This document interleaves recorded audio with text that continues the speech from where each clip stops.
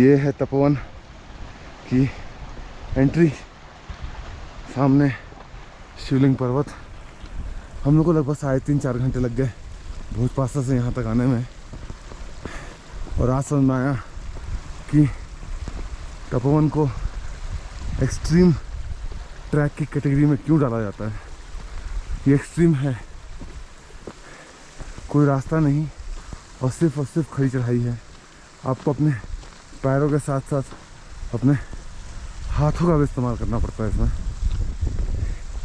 In total इस समय मेरे थाइस की और काफ्स की लगी हुई है।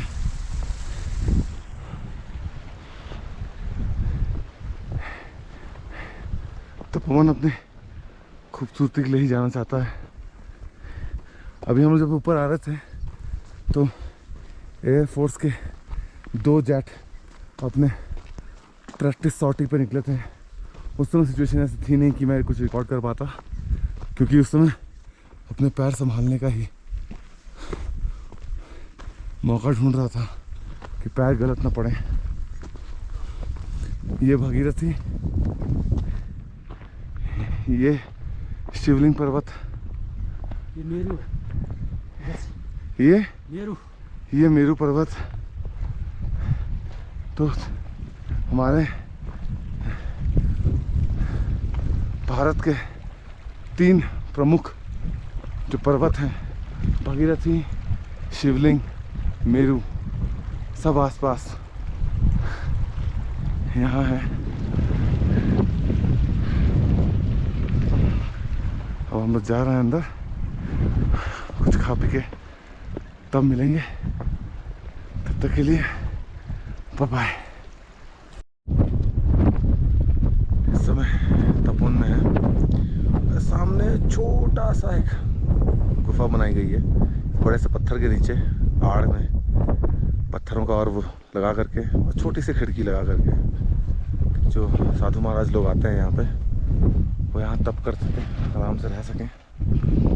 एक आपको दूर में वहाँ पे भी दिखेगी। मिलता हूँ थोड़ी देर में। हमने तपोवन की एंट्री वहाँ से की थी सीधे। ये बाबा जी का आश्रम है जहाँ पे आपको कभी भी निराश होने की जरूरत नहीं पड़ेगी। रात में रुकना हो, खाना खाना हो, सभी हमको आए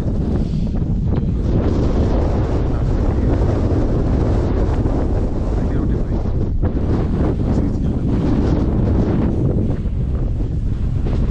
देख। आश्रम है दूर, सामने त्रिशूल पर्वत, जो मेरू पर्वत।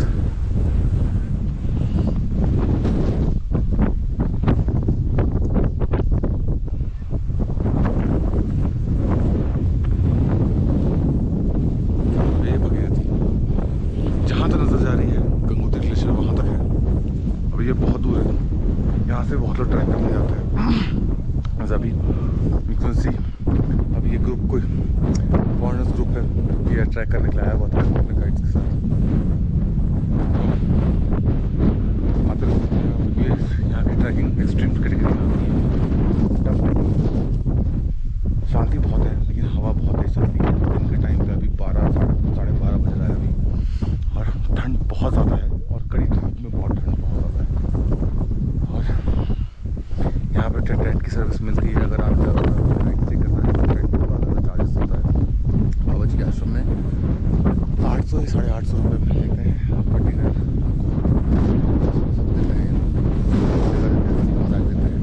छोटी जगह है, ऑप्शन कम है, तो बहुत लोग होते हैं जो यहाँ नाइट स्टे करते हैं, और बहुत लोग जो होते हैं वो तपोवन आकर के विज़िट करके चले जाते हैं। देख सकते हैं यहाँ पे खूबसूरती है, कुछ नहीं है। सुंदर जगह। उधर ऊपर से बादल बहुत दिखाई दे रहे हैं सामने से। हम लोग को उधर ही जाना है। इस रास्ते से हम लोग आए थे, अभी फिर उतरना है क्योंकि अभी टाइम 12:30 बज रहा है। तो उधर उतरना शुरू करेंगे तो शायद हम लोग गौमुख टाइम से पहुँच पाएंगे। अंधेरा होने से पहले गौमुख देखना है एक बार। मैंने ऊपर से देखा था, बट ठीक है, विल ट्राई। शिवलिंग पर्वत अभी उतना क्लियर नहीं आ रहा है, बट हाँ, थोड़ा सा सूरज और जब उतरेगा तब यही पर्वत और सुंदर लगेगा दिखने में।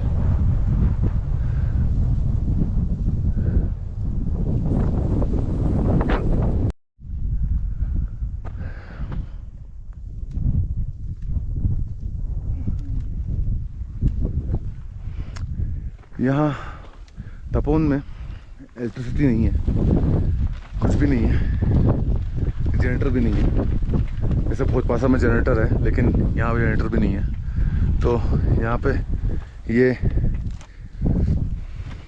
सोलर लाइट्स हैं चार्ज करने के लिए, जिनको अभी चार्ज किया जाता है दिन भर और उसके बाद रात में यूज़ होती हैं।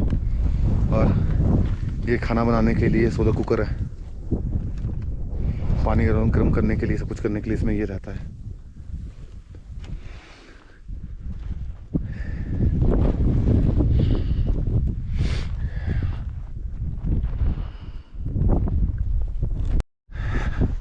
तो अब ये तपोवन से वापसी। अभी आश्रम जो ऊपर है तपोवन पे, मौनी बाबा का, उनसे मुलाकात हुई। काफ़ी चिल थे, आराम से बातें हुई उनसे। उन्होंने चॉकलेट भी खिलाया और मौनी बाबा का लिए कहा था कि 11 साल का उन्होंने मौन व्रत रखा था। तो अब तो बोलते हैं। बस यही है तपोवन।